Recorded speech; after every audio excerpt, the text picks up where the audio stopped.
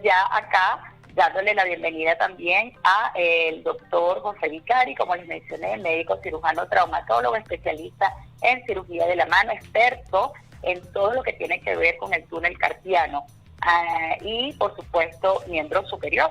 Entonces, doctor Vicari, sin más preámbulo, en primer lugar, gracias por la aceptación al programa y ponernos en contacto a todos nuestra audiencia en relación a esta afección, el síndrome del túnel carpiano, de qué va, de qué trata y qué es lo que realmente deben saber las personas acerca de este síndrome, que es muy frecuente en la comunidad, valga decir. Bueno, muy agradecido, Carolina, con la invitación de estar aquí en tu programa, saludarte a través de tnoradio.com. Y bueno, vamos aquí poco a poco vamos a ir aclarando todas las dudas que puedan tener los oyentes acerca del problema del síndrome del túnel carpiano. Correcto. ¿Cómo describiríamos? Sabemos, doctor José Vicari, que cuando hablamos de síndrome es todo este conjunto de signos y síntomas que va a afectar precisamente a la persona, en este caso, el tema que traemos hoy a colación, el síndrome del túnel carpiano, sensación de hormigueo, dificultad para el agarre de los objetos y otra serie de sintomatologías. Pero ¿cómo pudiéramos, para entrar ya en contexto, definir lo que es el síndrome del túnel carpiano? ¿Qué lo caracteriza? Bueno, básicamente la definición es el grupo de síntomas y signos que se producen por el aumento de presión a nivel del túnel del carpo, que eso conlleva a que haya hormigueo, adormecimiento, pérdida de fuerza, dolor y pérdida del agarre a nivel de la mano. Ok, sabemos que generalmente, porque escuchamos y hoy por eso mencionamos de aclarar algunos, digamos, no solamente dudas, inquietudes, sino mitos también con respecto al síndrome del túnel carpiano. Muchas veces escuchamos, bueno, es preferible no operar, no llevarlo a una cirugía, cumplir nada más tratamiento médico o con muchas ocasiones nada más con medicina física y de rehabilitación. Por supuesto hay que individualizar cada caso. ¿Cuáles serían aquellos casos donde el paciente le podemos indicar solamente este tipo de tratamiento médico con rehabilitación y cuáles son los que evolucionan o pueden llegar a la cirugía de la mano? Bueno, es importante la evaluación clínica del paciente, porque dependiendo del grado de túnel carpiano que pudiera tener, un grado leve o moderado, pudiera ser tratado con tratamiento médico y rehabilitación. Y ya los pacientes que tengan sintomatología por túnel carpiano severo, ya son indicativos de tratamiento netamente quirúrgico. Ok. ¿Hay alguna manera de prevenirlo? ¿Hay alguna manera de prevenirlo? Me refiero, ¿cuáles serían estas medidas que deberíamos adoptar nosotros para a futuro no desarrollar ese síndrome? Bueno, básicamente como el problema es un problema degenerativo al nivel de lo que es el ligamento anular del carpo y al aumento de la presión, hay que evitar todo ese tipo de factores que pudieran condicionar aumento de presión a nivel del túnel del carpo, ya sea por lo menos en el caso de las embarazadas, básicamente la retención de líquido. En las pacientes que trabajan haciendo actividad manual repetitiva, ese movimiento repetitivo condiciona el aumento de presión a nivel del túnel carpiano y por ende produce la sintomatología. Entonces básicamente el tratamiento consistiría va a ser prácticamente un poco de pausas activas durante la actividad laboral, un descanso cada 15-20 minutos para disminuir la presión a nivel del túnel y poder continuar con la actividad. Sí, y también hay una serie precisamente como de errores de concepto, diría yo, que en muchas ocasiones uno escucha que este síndrome lo desarrollan con más frecuencia aquellas personas que tienen actividades de oficina, con el uso de las computadoras, como bien lo mencionó usted, lo recomendable del descanso, ¿verdad? Hacer intervalos de descanso.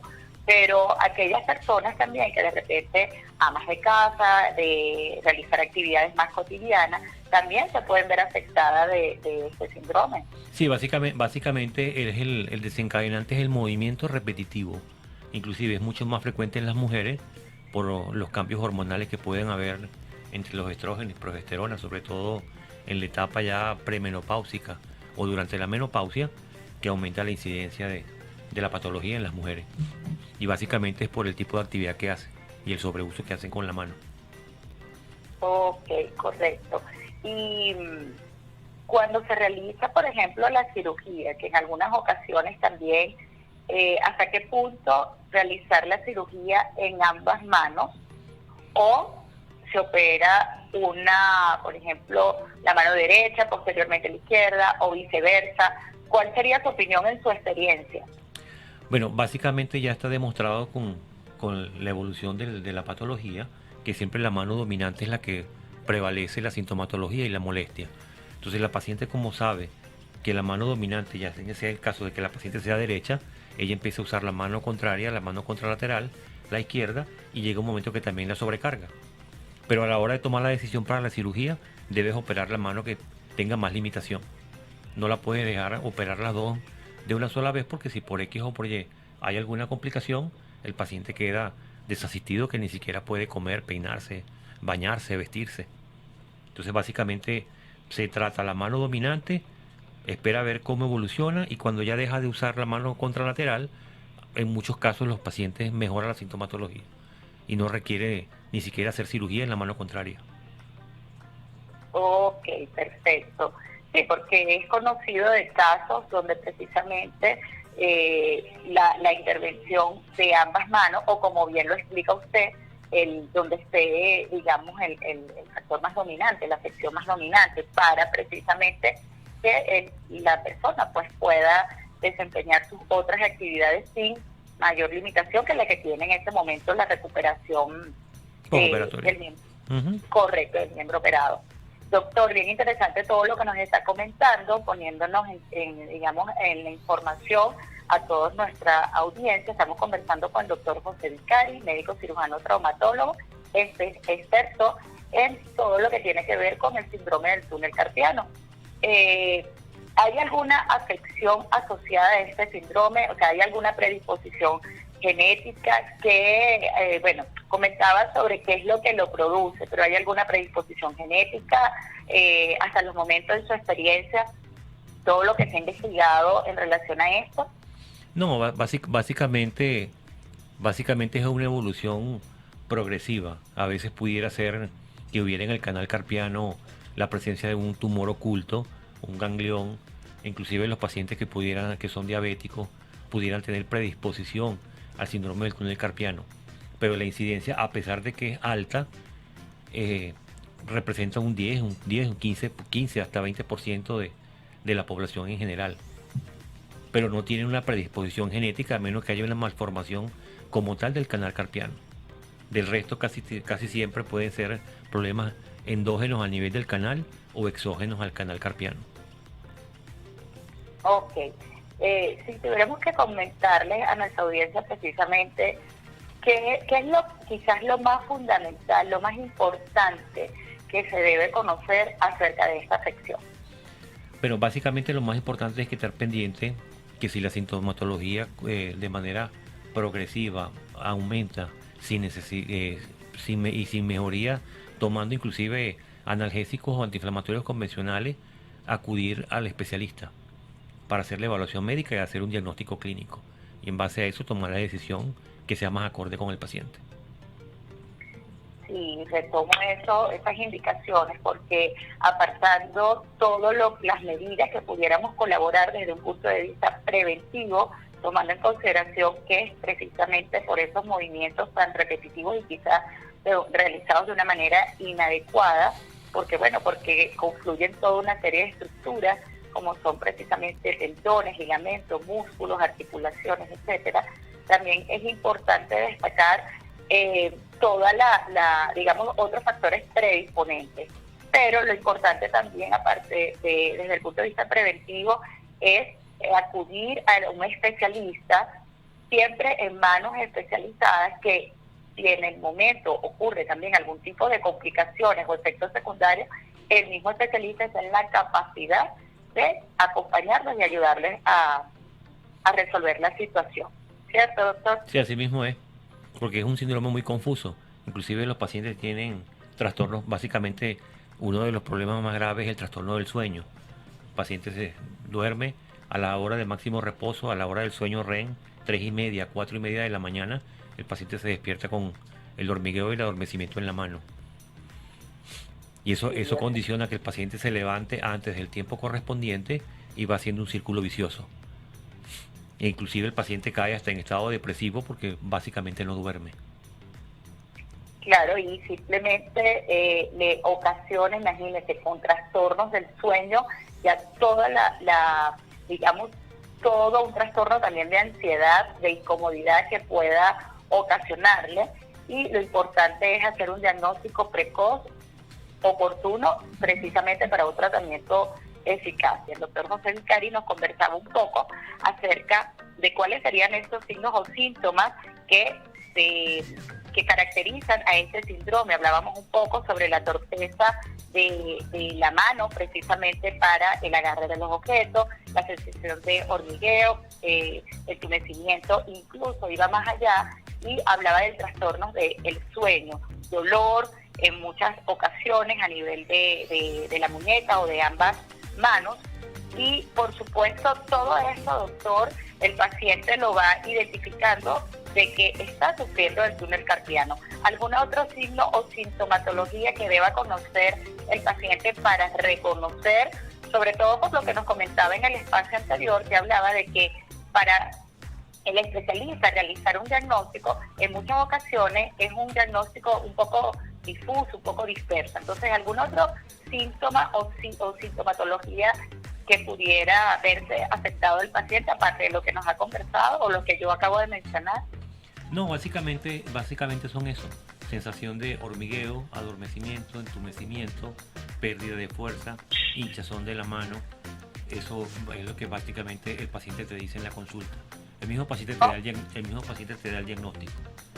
Y básicamente el signo clínico es una prueba de Tinel, que es una sensación de corrientazos al nivel del túnel del carpo. Eso es muy importante, eso es muy, muy importante. Precisamente le iba a preguntar qué consecuencias puede traerle a una persona precisamente que tenga este síndrome y un diagnóstico, digamos, no bien realizado, oportuno. ¿Qué consecuencias le puede traer a una persona el padecer de este síndrome?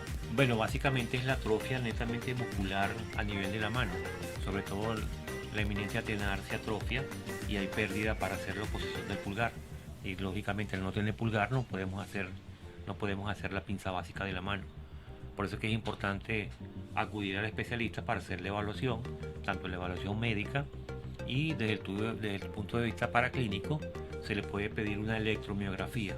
Porque el problema es que esa es una enfermedad que los pacientes como no saben qué es y afecta tanta esfera de la vida diaria que el paciente se desespera y se traumatiza. Porque dice, bueno, doctor, tengo la mano, yo soy zurda y siento el hormigueo y el adormecimiento en el lado izquierdo y pienso que me va a dar un infarto. Doctor, yo trabajo en la parte de lavandería, en los oficios del hogar y tengo un pasmo a nivel de la mano porque trabajo con frío y calor a la vez. Doctor, a las 3 de la mañana, todas las noches me despierto, ya estoy inservible, ya no me siento bien, ya no sirvo para nada, porque no tengo fuerza ni siquiera para peinarme ni cepillarme. Entonces, ante esa situación, el paciente acude a cualquier cantidad de médicos y nadie le da un diagnóstico. Y la única manera de dar un diagnóstico preciso a través de un estudio es con una electromiografía. Correcto, con la electromiografía, este estudio, para poner en contexto a la audiencia de qué se trata específicamente, qué es lo que pretende evaluar. Básicamente lo que evalúa es el tiempo de la conducción nerviosa a nivel del nervio, desde que sale al nivel cervical hasta llegar a la punta de los dedos. Si normalmente hay una velocidad estándar, en la medida que haya el grado de compresión al nivel del canal carpiano, va a disminuir el impulso nervioso y eso por ende nos da un acercamiento a la clasificación del túnel, si es leve, moderado o severo. Aunque prevalece siempre es el examen clínico, porque ese es un examen que pudiera ser predictivo. Hay pacientes de repente que tú, desde el punto de vista clínico, lo ves que está grave y la electromiografía te dice que es moderado. Y a veces de repente ves la electromiografía que dice que es leve y tú ves que el paciente tiene las manos que se le revientan, que me dice, por favor, doctor, ayúdeme, córteme la mano porque siento que se me explota. Entonces, por eso es que es importante la evaluación del paciente. Sí, ante todo una evaluación clínica, una adecuada realización de la historia clínica, prestando bien atención a todo lo que refiere el paciente en cuanto a esos signos y esos síntomas. Sin embargo, el doctor, usted nos comenta estudios paraclínicos como puede ser la electromiografía. Por supuesto, existen otros, como puede ser incluso la misma resonancia magnética, más específicos, ¿no? Sin embargo, son estudios complementarios. Básicamente tú pides la resonancia para ver si hay una tumoración intracanal. Que el paciente pudiera decir, bueno, tengo en la muñeca, me parece una pelotica, y uno pudiera pensar que de repente el ganglión está dentro del canal carpiano y condiciona el aumento de presión. La rayos X de repente porque el paciente llegó, se cayó, andaba en la bicicleta, estaba trotando, se cayó y se golpeó. Pudiera tener una fractura solapada por ahí del radio, de los huesos del carpo, que pudieran condicionar el aumento de presión a nivel del túnel.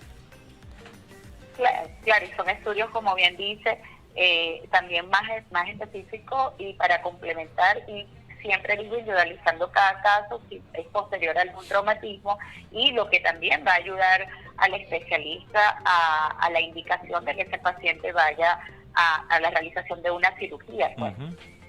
Ok, entonces eso nos respondería un poco, doctor José, sobre precisamente cómo vivir con el síndrome del túnel carpiano. O sea, una persona puede tranquilamente realizar sus actividades, su día a día, una vez con un diagnóstico certero, como bien decíamos al principio, si es de tratamiento médico, con rehabilitación, o va a una mesa quirúrgica y luego tranquilamente puede continuar realizando, o sea, puede vivir tranquilamente con la afección. Bueno, eso es relativo.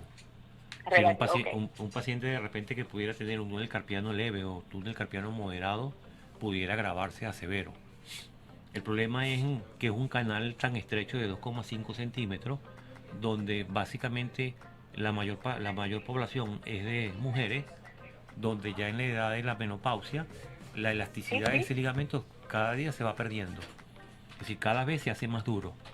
Y entonces por ese espacio va pasando el mismo mediano, el mismo tendón, la misma arteria, la misma vena, todo por un mismo canal, donde el ligamento cada vez se hace más duro. Y al final siempre para poder mejorar, termina en una cirugía. Para tú poder cortar el ligamento que se endureció y quitarle la presión definitiva al nervio. Y por ende mejorar toda la sintomatología. Claro, comprendo. Si es un diagnóstico en etapas iniciales o con sintomatologías como las que hemos conversado la mañana de hoy, más leves, puede llevar tu vida tranquilamente con el síndrome. Si es un túnel relativamente leve o moderado, el paciente hace el reposo o el uso de la férula, el analgésico antiinflamatorio. El problema es que las manos son las herramientas básicas de supervivencia, y por más que tú dejes de usarlas, siempre las vas a necesitar. Entonces se convierte en un círculo vicioso. Ya me siento bien, bueno, ahora ya que me siento bien, hoy voy a limpiar la baldosa de toda la casa. Y entonces empieza otra vez la sintomatología. Doctor, se me explotan las manos. Otra vez el reposo, la rehabilitación y tratamiento médico. Doctor, ahora voy a pasar coleto y exprimir todo el día 400 metros cuadrados de piso. Otra vez el problema. Entonces hace un problema netamente repetitivo. Sí, donde el paciente se vuelve loco. El paciente se vuelve loco con el dolor.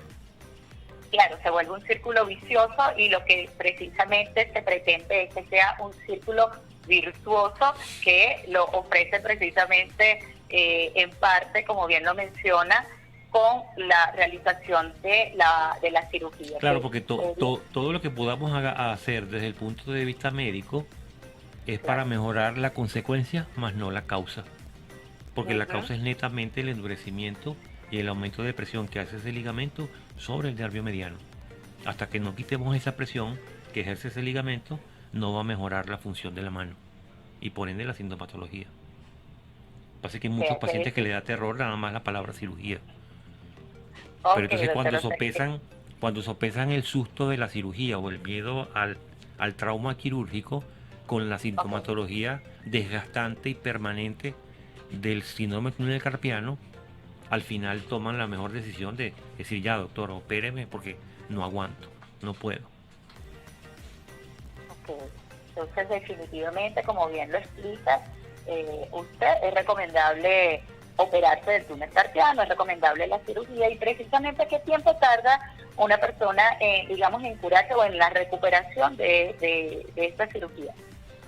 Prácticamente es inmediato. Al tú cortar el ligamento neural del carpo y quitarle la presión sobre el nervio progresivamente va recuperando su forma y va recuperando la función y el paciente en las primeras 12 horas te dice, doctor, gracias, dormí.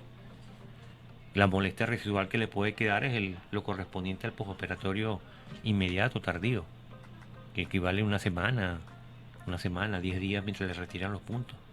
También inclusive depende de la técnica, si es una técnica abierta por mínima incisión o se hace por vía artroscópica, que será más un portal, un portal o dos portales, vía artroscópica, y el procedimiento, la mejoría es inclusive mucho más rápido.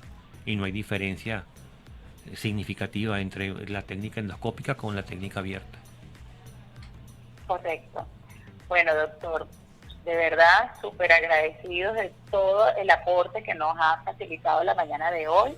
Sé que va a ser no solamente del agrado de todos y del apoyo que nos acaba de aportar en relación a este tema tan frecuente, porque sí, bueno, de alguna manera conocemos alguna amistad, algún familiar, en su caso, pues porque es su especialidad y pues la frecuencia que puede tener la afección del síndrome del túnel carpiano.